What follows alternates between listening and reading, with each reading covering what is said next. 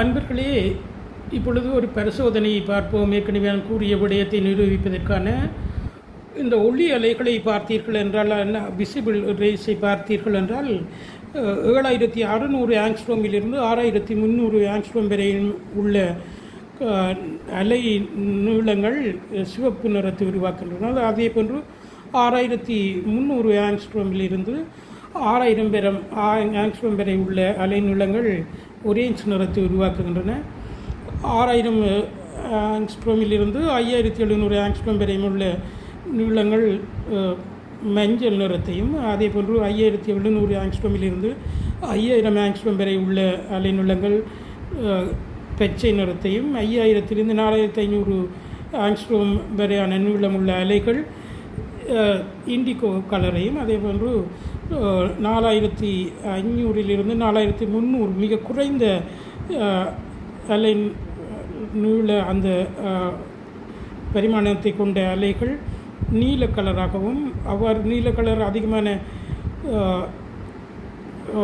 அதிகமாக சிதறுவதால் தான் வானம் நீல நிறத்தில் இருக்கிறது என்று தெரிந்திருக்கும் உங்களுக்கு.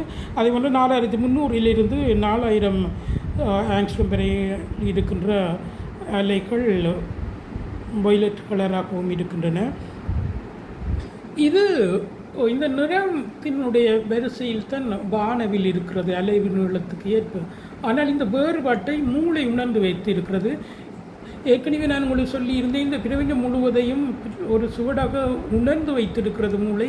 நாங்கள் மொழியின் அடிப்படையில் அதை கொடுக்கின்ற பொழுது தான் அதை பற்றி யோசிக்கக்கூடியதாக இருக்கிறது. மொழி 6 வயதுக்கு முன்னர் நடந்த முக்கியமானதை விட மற்றவற்றை நீங்கள் நினைவுபடுத்த முடியாத நிலையும், அதற்கு பின்னர் எல்லாவற்றையும் நினைவுபடுத்தக்கூடிய நிலையும் உங்களுக்கு இருப்பதை பார்ப்பீர்கள். முழுவதையுமே ஓரளவுக்கு 6 வயதுக்கு பின்னர் நடந்தவற்றை நீங்கள் நினைத்து பார்க்க முடியும். அதற்கு காரணம் 6 வயது வரைக்கும் தான் அந்த மூளையிலே மொழியை அறிவதற்கான காலப்பகுதி. அதற்கு பின்னர் மொழியை வைத்துத்தான் நாங்கள் யோசிக்கின்றோம். அதனால்தான் நாங்கள் மற்ற விலங்குகளிலிருந்து வேறுபட்டு சிந்திக்கக்கூடியதாக இருக்கிறது. எனவே அந்த தற்பொழுது சில பூனைகள் போன்றவற்றை வைத்து சொற்களை அவைக்கு கிரகித்துக் கொள்ளுவதை கண்டுபிடித்து இருக்கிறார்கள்.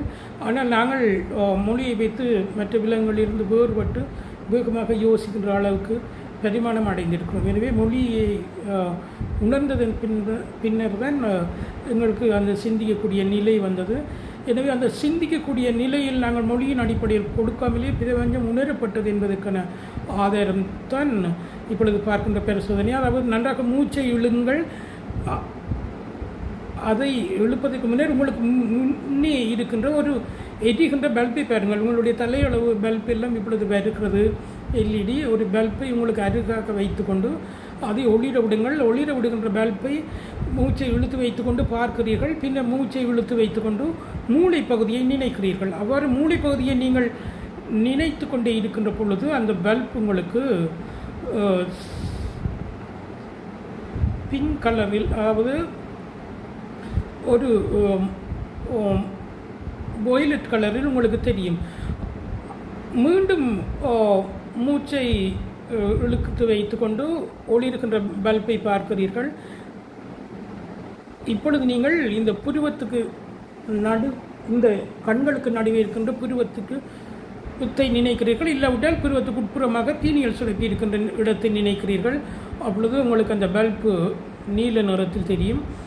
இதே போன்று ஒவ்வொரு தடவையும் பல்பை பார்க்கிறீர்கள், ஒவ்வொரு சக்கரங்களை நினைக்கிறீர்கள், இந்த கழுத்து பகுதியை நினைக்கிறீர்கள், உங்களுக்கு அது இண்டிகோ கலரில் தெரியும். இந்த நெஞ்சுக்கு நடுவே நினைக்கின்ற பொழுது உங்களுக்கு பச்சை நிறத்தில் தெரியும். அதே போன்று நவல் பகுதியை நினைக்கின்ற பொழுது மஞ்சள் நிறத்தில் தெரியும்.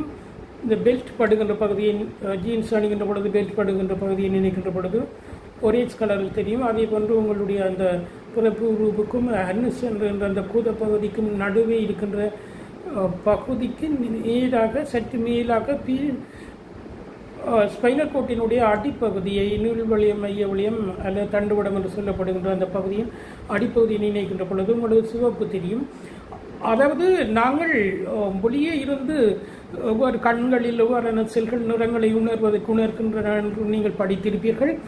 அந்த நிறங்களை உணர்கின்ற பொழுது எவ்வாறான மின்னோட்டம் ஓடுகின்றதோ அதே போன்ற மின்னோட்டங்களால் இந்த கலர்களை நாங்கள் எந்தெந்த உறுப்புகள் இருந்து எந்தெந்த கலர் இருக்கிறது என்று இப்பொழுது சொல்லியிருந்தேன். அந்தந்த உறுப்புகளை தொடுகின்ற பொழுது இயங்குகின்ற பொழுது அதே போன்ற அவற்றை உணர்கின்ற பொழுது அதே போன்ற நிறத்தை உணர்கின்ற மின்னோட்டங்கள் ஏற்படுத்தப்படுகிறது. அதாவது பார்வைதான் 100% உணர்ச்சி உள்ள ஒரு உணர்வு. அந்த உணர்வு தான் எல்லா உறுப்புகளையும் உணர்கின்ற பொழுது ஏற்படுகிறது. அவை மிக குறைவாக இருப்பதால் உங்களுக்கு சாதாரணமாக தெரிவதில்லை. இவ்வாறான பரிசோதனைகள் மூலம்தான் அது தெரிகிறது. அந்தந்த உறுப்புகளுக்குரிய இடங்களில் அந்தந்த நிறங்களுக்குரிய மின்னோட்டங்கள் ஏற்படுத்தப்படுகின்ற பொழுதுதான் உங்களுக்கு அது தெரிகிறது. அதே போன்று நாங்கள் ஏன் இந்த மனிதர்கள் இந்த நிறத்தில் இருக்கிறார்கள் என்றால் அந்த ஒரேஞ்சை ஒத்த கலரை ஒத்த உறுப்பு இருக்கின்ற இடங்களில் தான் இனப்பெருக்க உறுப்புகள் இருக்கின்றன. எனவே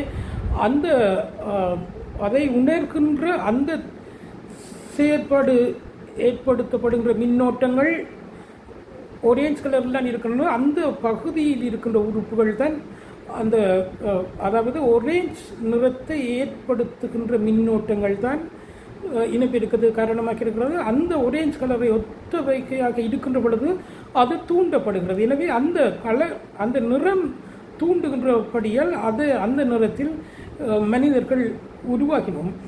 எனவே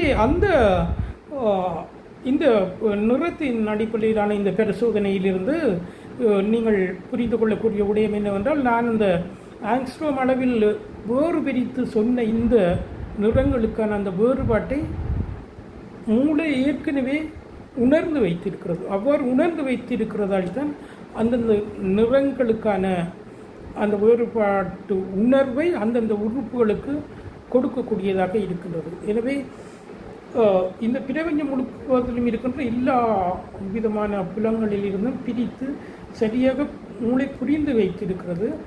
அந்த மொழியின் அடிப்படையில் அவற்றை நாங்கள் கொடுக்கின்ற பொழுது தான் யோசிக்கக்கூடியதாக இருக்கிறது. எனவே மிக சரியாக நீங்கள் அதை கொடுத்து இந்த பிரபஞ்சத்தை மிக சரியாக நீங்கள் புரிந்து கொண்டு அவற்றை மூட நம்பிக்கைகள் இல்லாமல் சரியாக புரிந்து கொள்கின்ற பொழுது அந்த பகுதியினுடைய பீனியல் சுரப்பியின் அஸ்ட்ரோசைட்ஸ்களின் செயற்பாடு மிக சரியாக இருக்கும். அப்போது அதிக அளவிலான மெலட்டோனின் சுரந்து மைக்ரோ ஆர்என்ஏக்கள் அதிகமாக சுரந்து நீங்கள் வயதாகாமல் உங்களை இளமையாக வைத்திருக்கக்கூடியதாக அவை செயற்படுத்தும். எனவே நடைமுறையில் இவற்றை பயன்படுத்துங்கள்.